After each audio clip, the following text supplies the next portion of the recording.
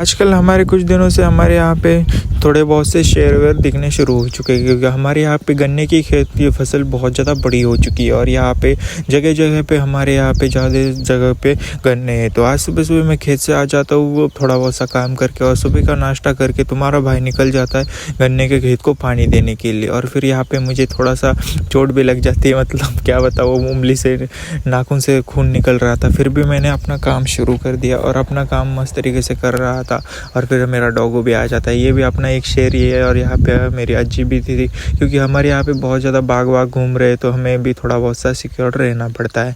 तो यहाँ पे हम लोगों में दिन भर अपना यही काम शुरू कर देता हूँ और ये काम मेरा ख़त्म करते करते मुझे पूरी शाम हो जाती। फिर भी मैं ये सारा काम मस्त तरीके से ख़त्म कर लेता हूँ और ये काम ख़त्म करने के बाद तुम्हारा भाई निकल जाता है घर के लिए। मिलता हूँ next day. Thanks for watching. जय Shri Ram. Bye bye. Do subscribe.